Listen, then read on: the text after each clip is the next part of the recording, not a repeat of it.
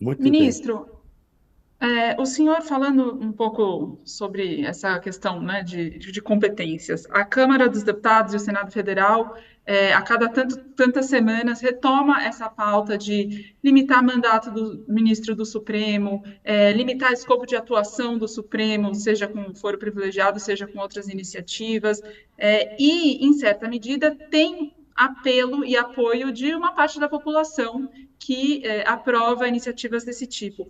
Como que o senhor está vendo, agora na esteira dessa decisão que acabou validando, mas de forma apertada, a prisão do Chiquinho Brandão, e que foi interpretado esse resultado apertado, inclusive, como um recado para o Supremo Tribunal Federal, entre outros.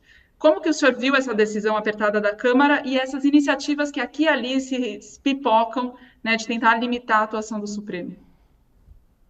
Eu procuro ler sinais e não ruídos, né? Eu tento fazer distinção. Então, eu interpreto de maneira positiva o fato de a Câmara ter mantido a prisão. Eu poderia ter optado, como a Constituição autoriza, no sentido inverso. Então, eu interpreto positivamente essa decisão. E é um fato extremamente grave, que vem sendo investigado. Vocês depois podem rememorar, e certamente têm feito isso, toda a investigação deste caso Marielle.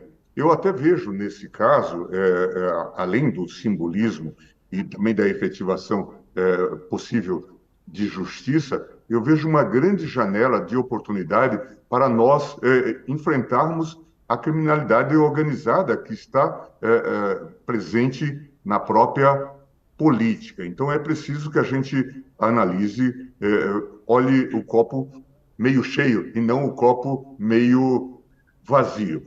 De fato, esses ruídos que ocorrem, eu já especulei um pouco sobre isso, Thaís.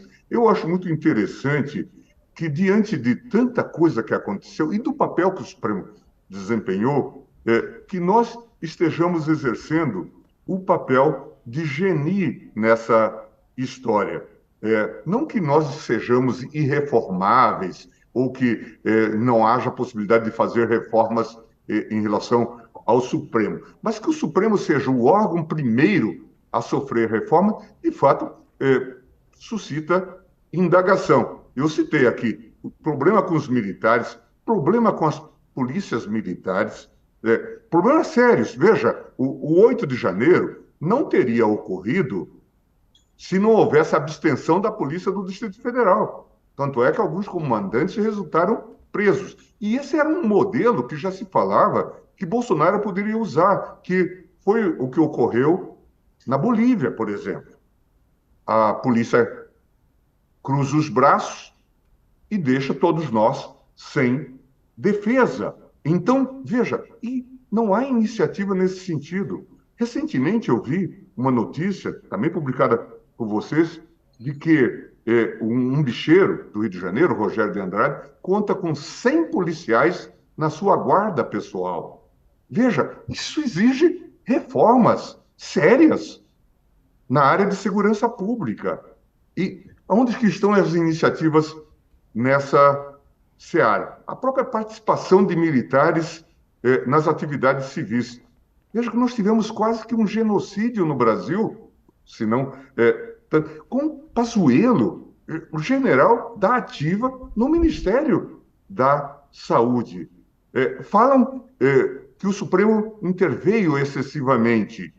Nós tivemos 700 mil mortos. Imagine se o Supremo não tivesse intervindo, se o Supremo tivesse quedado no seu canto. Alguns adeptos de Bolsonaro dizem: o Supremo impediu que Bolsonaro fizesse a sua política pública.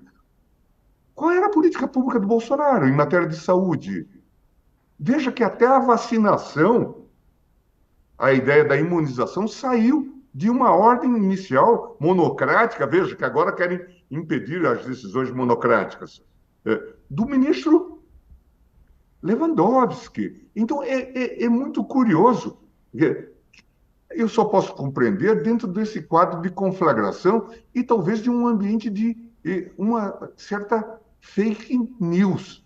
Porque certamente muita gente que hoje nos xinga foi salva graças à ação do Supremo Tribunal Federal. Estou absolutamente certo disso. Quer dizer, qual é a razão para essa antipatia em relação a uma corte que impediu o golpe? Qual é a razão? Certamente, ou por inconsciência, ou porque alguns estavam desejosos do golpe.